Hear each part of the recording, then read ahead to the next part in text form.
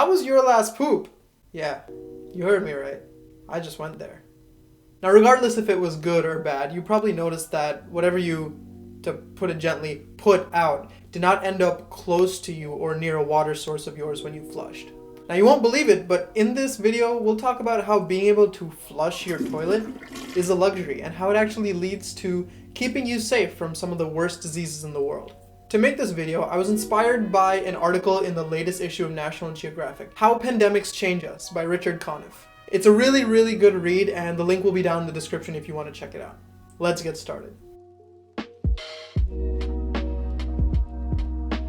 Not being able to flush your toilet is like going to an all-nighter frat party. It stinks and you're probably going to come into contact with something dangerous. But in all seriousness, it's a pretty essential thing that isn't available everywhere, making it a luxury. Now, before I keep talking about the luxury of flushing, we gotta talk about some history. More specifically, the history of eradicated disease. Now, when I talk about eradicated disease, you probably think of the flu, rabies, the Emoji Movie, but the truth is that only one disease has truly been eradicated in the history of history, and that disease is smallpox. The others have all been prevented, but pop up here and there, including the Emoji Movie, which means they haven't really been eradicated. And a large cause of this is terrible water sanitation and lack of sewage systems in developing countries. That allows specifically waterborne diseases to spread like crazy. Let's take cholera for example. In 1849 London, there was a giant cholera outbreak there and all across Europe. If you're unfamiliar with cholera, let's just say cholera is the big bad wolf and you're the dumb little piggy with the hut made of straw. Good luck staying alive. Cholera basically gives you non-stop vomiting and diarrhea, and the worst part is, that's how it gets around. If your vomit or feces ends up contaminating another water source, and other people actually drink from it, then that's game over. Basically just one at Plague Inc. Now imagine London in 1849. No central sewage system, people were cramped in polluted slums, and everyone said literally as literally. Okay, I don't think that last part makes a difference. But you can see that the cholera outbreak in the UK was no joke whatsoever. It killed 52,000 UK citizens. That's a lot of deaths.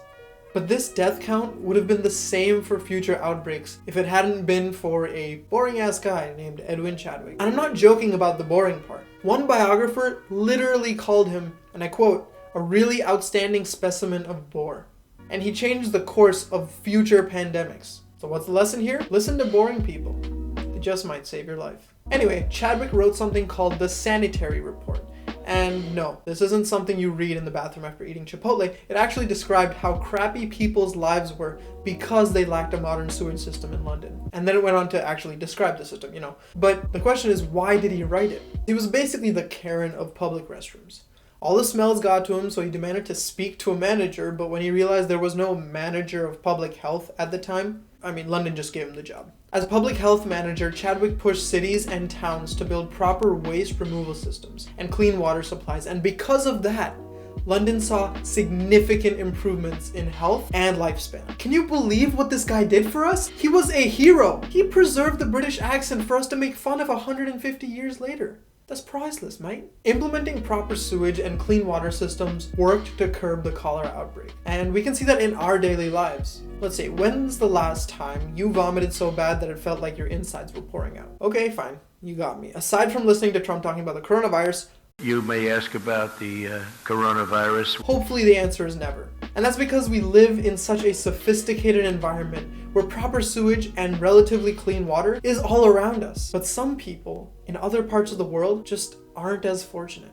One of those parts is Nigeria. Kids there, like everywhere, get a shot for the polio vaccine. Now, polio is a virus that infects a person's spinal cord, and it can cause paralysis of the entire body. The vaccine increases the amount of antibodies against polio, yes, but just like listening to a Cardi B song, there's always a downside to the good. See, what can end up happening is that when a vaccinated person defecates, the weakened virus ends up in there and then can go from feces and contaminate a water source if there isn't proper sewage. Then, when someone else unknowingly drinks from the infected water source, the virus can mutate into a stronger version of itself, and then it just repeats the process over and over again. Now supposedly, just like smallpox, polio should be completely eradicated by 2023. But that is dependent on one thing: proper sewage systems in African towns that are desperately lacking them. Which brings us back full circle to the simple fact that being able to flush our toilets is a luxury. This problem is so world-threatening that it actually affects entire countries, not just small towns.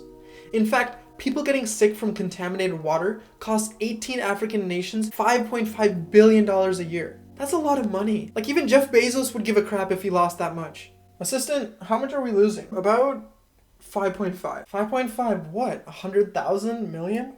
Billion dollars.